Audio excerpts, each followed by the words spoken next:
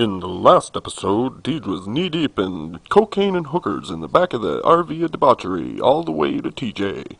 Now we join him double-fisting tequila shooters and ice-cold Coronas in the dirty sand of Mexico.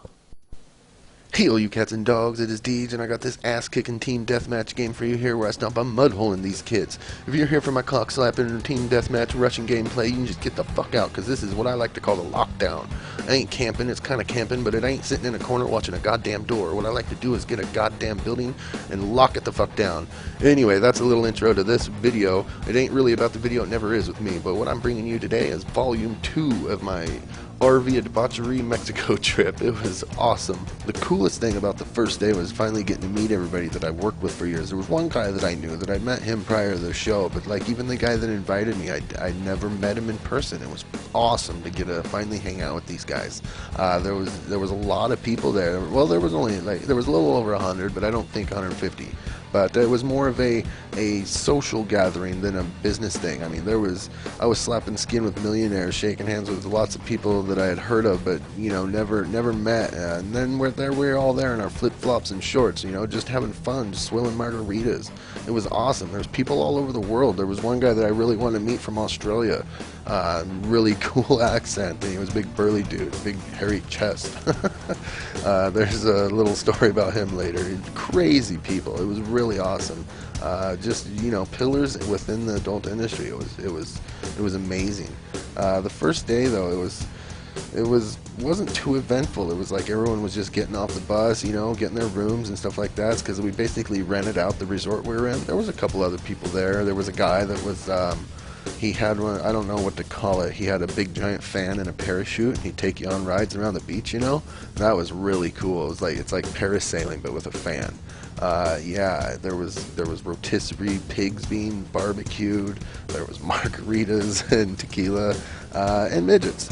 Yeah, there was the other thing. I seen a couple. There was I think 3 midgets running around. I'm gonna have probably a whole volume dedicated to what happened to the funny part of the midget thing. But yeah, they weren't part of the industry, but they had a show that they performed on the last day, and I'll probably tell you about that in another video as well. And so they partied with us the whole time too. It was really cool. One of them, you might have seen him on TV. I know I did. I think he's not the main midget that was with Seinfeld with Kramer a lot, but he made an appearance on Seinfeld for something, and some other TV stuff. Anyway, getting a little off track there. But yeah, so it was really cool the first day. One of the guys that was on the RV with us, a lot of stuff happened to that guy. I mean, the next morning he woke up on a Mexican's dirt floor because he left the resort. Don't even ask, because I don't know. Anyway, the first day we get off the RV and he gets all hammered. Well, we're all getting hammered, but he went a little overboard. I think he went a little overboard every day.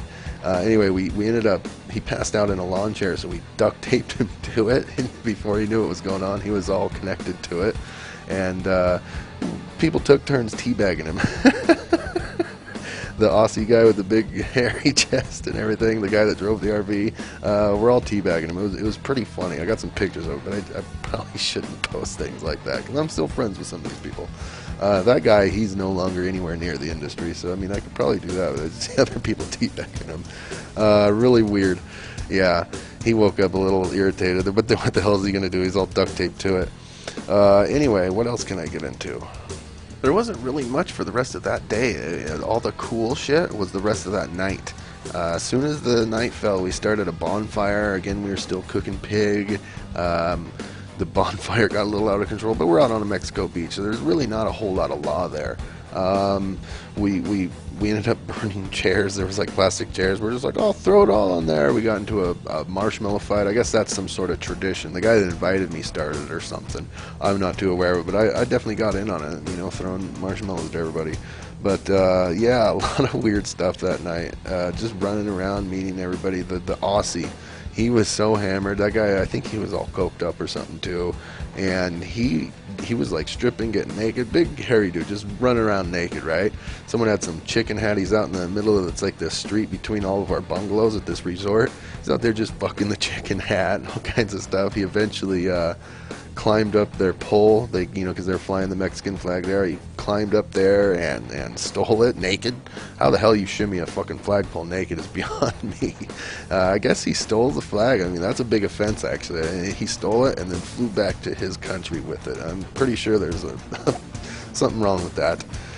Anyway, we ended up later partying in another guy's bungalow. I don't know what else to call them. They were motel rooms, but like full little houses. Anyway, there was a famous DJ that everybody knew, but he did things in the industry too.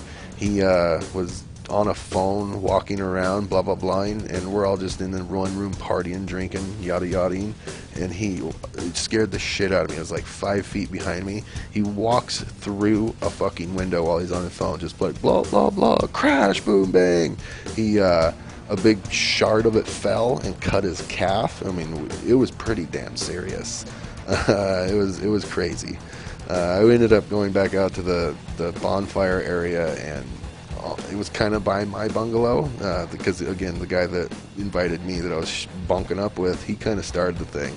He was inside banging the hottest chick there. The dude's a stallion. He's an Italian stallion. He gets any chick he wants. Nico Bamini, look him up. Anyway, he was in there banging her, so I wasn't too interrupting. I almost started passing out outside around the bonfire, and I thank God there was a guy there. Some of you may know his sites. He saved my life pretty much. He woke me up and took me to my room instead of people. I guess he did it because people were talking about shaving my eyebrows and stuff. Thank you to you, guy. Anyway, so yeah, this is coming to an end. I'm gonna have to give you day 3 for my trip anyway, in the next episode. If you guys like this stuff, like it up. Send it to your friends, favorite it, whatever. I'm trying to get known. I got more details coming up on my charity event and stuff. I hope you like this gameplay. Again, this is locking it down. This ain't camping in corners and shadows. All right, guys. Peace out.